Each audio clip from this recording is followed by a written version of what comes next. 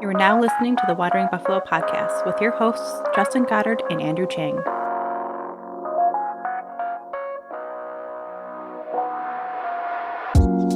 Bills Mafia, what is up? Welcome back to another edition of the Wandering Buffalo, right here on the Buffalo FamBase podcast channel. You might notice that I'm not Andrew or Justin, and I'm not as smart as those guys either. No, today I am freshly called up from the Buffalo FamBase practice squad. I'm your host, Vince Taylor, filling in for the great ones, Andrew and Justin, and you get me in your ear holes for just a few minutes today, so lucky you. What are we going to talk about today? Well, I do have a few lingering thoughts about the DeAndre Hopkins situation, and I want to discuss some other potential player additions because there's still some really interesting names out there on the free agency list. So we'll go ahead and we'll get started with DeAndre Hopkins. It certainly seems as though this isn't going to happen right now, doesn't it? I think in my heart of hearts, I always believed that this was a long shot and it was never really going to happen. So I can't really say that I'm surprised, but I was rooting for this. I was wanting to see this happen under the right circumstances. I wasn't going to go crazy. 3-year deals, going to be 32 next year. We already are $30 million over the cap for next year, so it's going to take some work to get this player, and I think there's some risk there. I guess technically it isn't out of the question. It still feels that way, like it's done, but we could hear next week that he signs for 2 years and $20 million. I would have went something like 2 years and $30 million. I truly don't believe that's going to happen. It seems as if now he's being, quote, open-minded about other teams, including the Texans, which is just kind of funny to me. If you make a big stink about all the teams and all the great quarterbacks and chance to win a Super Bowl, and then you're talking to the Patriots and the Texans, you're just lying. This always is the case, though, right? You want to try to steer your own destiny, and you want to try to make it known so that those teams come to you, right? You want to try to do everything you can to steer your own path. But in the end, if the cost between me going to the Bills and the Patriots or me going to the Texans is, $10 million a year, well, I guess we know where the priorities were, right? Like there's everything's in degrees in life, and I don't really care that much about winning. I care about that extra $10 million. That's essentially what he's saying. It would have been fun. I wanted this to happen. The offense in week 1 against the Jets would have been Diggs and D-Hops and Kincaid and Knox and Cook and Harris, plus Gabe, Deontay Hardy mixed in. I mean, there's a lot to like there. It wasn't going to happen. It doesn't make sense, and we need to let that go. And I don't care if he goes to KC. Let him go to the Chiefs. Let them take all the risk, because there's a lot of risk involved with signing DeAndre Hopkins. He's an older receiver. He's wanting some money. You could potentially have a declining asset that you're still paying this money to. We already have one of those on the roster with Von Miller, who suffered an ACL injury. So the FOMO risk is pretty low. I mean, if he signs for like $10 million or something, yes, of course. But I think generally speaking, I don't want other teams dictating to me what I do with my salary cap just because I'm afraid that you might get them. I don't think that's smart business. I don't think it's smart business at all. And I don't think it's the right move for Brandon Beane and this team. So what other players are out there? Are there players out there that we think could still make the team better? Brandon Beane's always looking. He's always looking. He's been through the free agency list. He knows all these players. He's probably talked to most of them. I just kind of like to do an exercise and talk through maybe some of the top free agents. Spoiler alert, there isn't another D-Hop type quality player available. Though there is one player I will be aggressive for, and I purposely listed that player last. So let's go ahead and get started. Dalvin Cook. Although technically he isn't available yet, the whispers are there. Minnesota wants to move on. The Bills have his brother, James Cook. I mean, it just makes too much sense, right? We got to get the Cook brothers together. Every single time that an RB comes available, the Bills Mafia gets on board. Oh, that's our missing piece. We just need that elite running back. Or the national media gets on board. Now we have Dalvin Cook's brother. It just makes too much sense. False. Hard pass. And that's not an indictment on Cook. I think he's a fine player. And Sneaky Joe did a great analysis of him, I think, on Friday. So if you want to go back and listen to that, it's a great listen. I think Sneaky Joe is really good at what he does. And I think I disagree with him on the Hopkins, but I think he does a really good job. I am never going to be in favor of paying running backs. Not in today's NFL, especially not if we trade for him and then have to pay him. Not if he was a free agent and we can get him without trading. I have no interest in paying any running back more than like $4 million a year. This isn't the need of the team. This isn't where we need to focus salary cap, especially where we're at right now. We don't even make room for a running back. And I don't think the Bills are significantly better with him than they are without him. I don't think that moves the needle, maybe at all. And he still has good years with them. He still has good years left in him. And someone's going to sign him, and he's going to be fine. Maybe the Dolphins. And I think there's still going to be those that argue not spending a draft pick on him. Why not take a shot? Well, it's just, no, it doesn't make sense. That's not the need of the team. We don't want to run more. We're fine. I'm not sure that he's really going to be released anyway. I think releasing him is pretty minimal salary cap savings, something like $1 million. I think they want to trade him. I don't think they're going to outright release him, so that just makes it more no.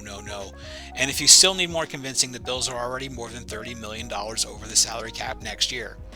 We're still making room for a running back, and that's hard pass. That's ludicrous. This NFL, no. Joe Mixon, much the same. He's not technically a free agent. This is the exact same situation as Dalvin Cook. To me, clearly he's lost a step.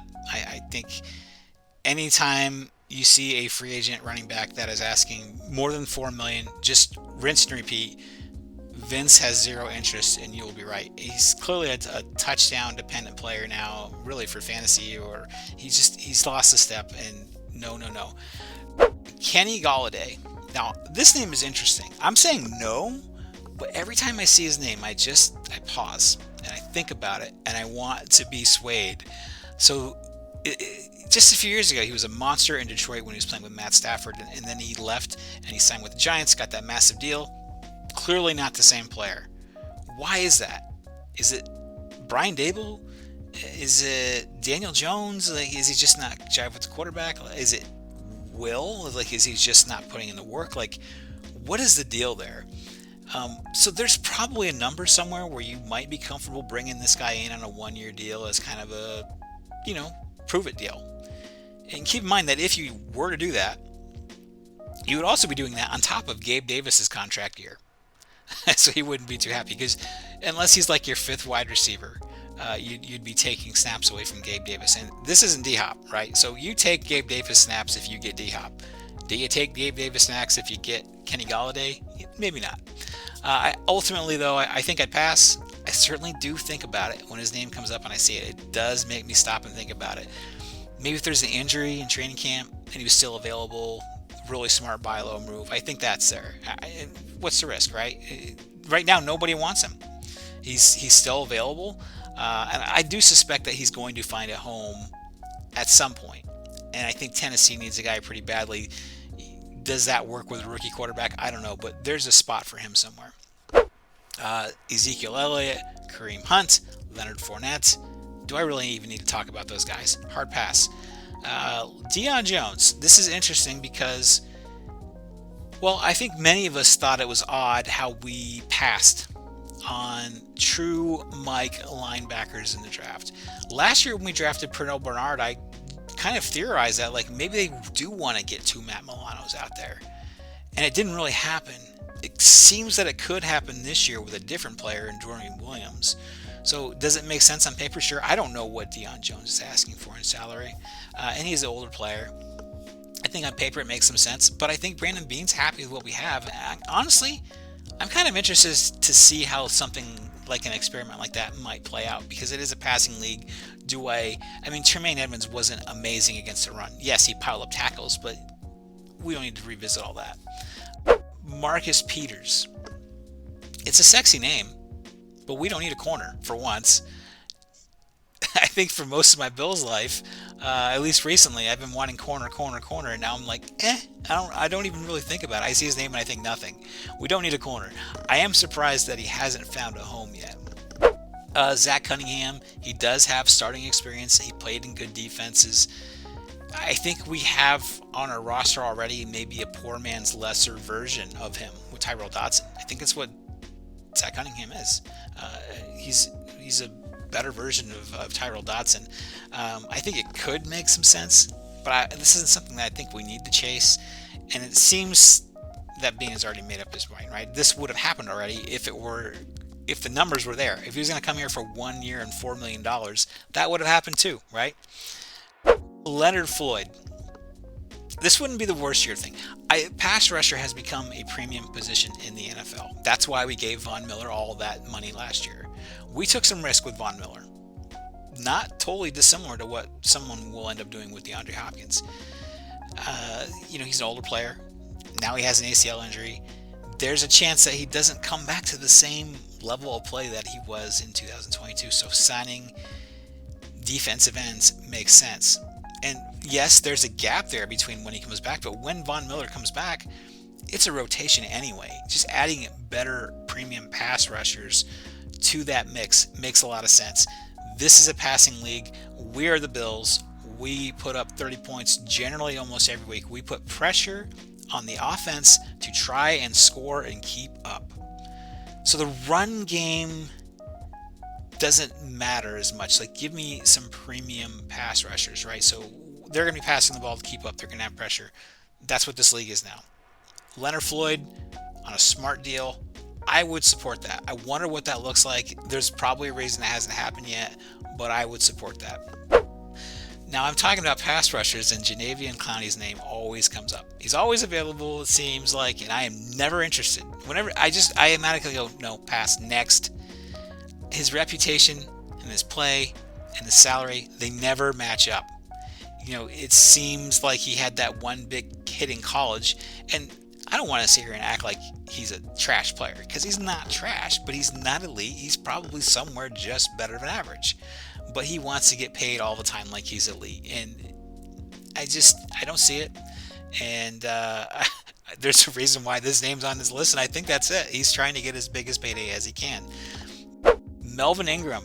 Insert my Leonard Floyd comments right here. This wouldn't be the worst thing in the world. I might support it. Are these guys taking a 1 year deal, right? Because they're both a little bit older, and maybe. But if they are, but what's the price? Would 1 year, $7 million get it done? Is that worth doing? And I think the answer could be yes. And last but not least, I told you that there was one player on this list that I would be aggressive for. And I saved his name for last. Maybe you've guessed it now if you listened to the full list, but Yannick Ngakoue. This is absolutely my favorite player on this list. I want to be aggressive about it. I've talked about Von Miller coming back from injury, and we don't know what he's going to look like when he gets back. We don't know when he's coming back. So stocking up another pure pass rusher on that side makes sense. He is seeking a multi-year deal. I think he has been for a while. I wonder if we give him $15 million or so for 3 years. That's a little bit of a bump. I think that makes sense for this team. He's still relatively young. I think he's 28. He can rush the passer. And as I said, we're a team that puts up points. Pass rushing is a premium. We want to hold you. We want good coverage and good pass rush. We don't have to choose one or the other. We can have both. And I think signing Yannick is a step in that direction. As I said, there's even a chance that Vaughn comes back and he's not the same player. And I hate to say it, but I think that is I think it's fairly likely. At his age, 34 years old, ACL injury, signing Yannick is a really good hedge against that. And you can also use him if he does come back in the rotation. I do question why Yannick hasn't found a long-term home. I live in Indianapolis, as some of you may know. My Colts friends don't usually speak very highly of him. They all say, he's terrible against the run. I don't care. We have Boogie Bash and we have Shaq Lawson. Those guys are probably off the team if we sign Yannick anyway, or one of them is. But that's not what we want our defensive ends to do, right? When you draft a defensive end, it is all about the pass rush. And we have the luxury of rotating these guys in situationally. So doesn't it make sense to sign a pure pass rusher to this team? We have the Boogie Basham experiment. It's just not panned out. I could probably build a strong case that if we did sign Yannick, Boogie Basham is the first guy out. Maybe it doesn't have to be that way. He does have more team control, and he is younger than Shaq Lawson. But, all the value that he's giving us right now is not in the pass rush. That is for sure. So sign me up. Let's get this done. Let's forget about defensive end for a little while. As I said, it's just nice to have that little bit of hedge against Von Miller. And just adding pass rushers, a premium position in the NFL. This guy's not yet 30. He's just 28. So knowing where we're at, is there some way I didn't mention? Is there a player on this list that I didn't talk about enough or that I totally got wrong? Is there a player that you might be a little bit more hyper-aggressive to acquire than I would? I think you can make a case maybe to different degrees for all these players. And perhaps if we had more cap space, some of these players might be in play a little bit more. But I don't think there's really a silver bullet. There's not a DeAndre Hopkins level player on this list. Yannick is quite interesting, and I still say that that's where I would go. He's not Diop, and he's still 28. He can have a big impact on this team, so a multi-year contract doesn't really faze me. But as I said, Brandon Beane is usually really good at bargain bin shopping. He gets good contributions from those, B and C level players. Signs them cheap, gets a lot of good miles out of them, good quality play usually, relative to what they're paid anyway. And that honestly might be the strength of our GM. I don't realistically expect any of these players to be a Bill, but it was just a fun exercise to walk through and think about some of these scenarios. So Mafia, thank you so much for allowing me to fill in for your A team. That is Andrew and Justin. As you know, The Wandering Buffalo is one of my favorite podcasts. I've been following them, I think, since they became a podcast. But you can also find other great podcasts right here on this Buffalo FamBase Podcast Network. Don't forget to visit the YouTube channel. There's lots of great passion for the team, lots of talent, lots of fun personalities. Quite often, a lot of different angles, a lot of different analysis on things that happen. So please go over there and check them out. For Andrew and Justin, I am Vince Taylor, the Matt Barkley of this team, and I'm out.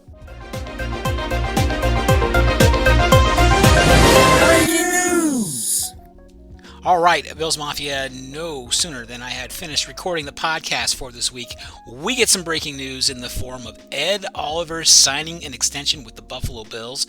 It is a 4-year deal worth $68 million. $45 million of that is guaranteed, essentially making it probably at least a 3-year deal.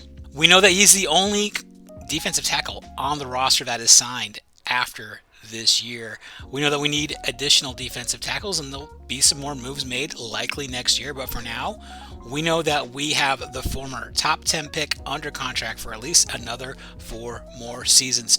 You can keep it locked right here on the Buffalo FamBase Podcasting Network for all the news and analysis and opinions following this extension later this week. All right, Mafia, this is Vince Taylor. I'm out for real this time.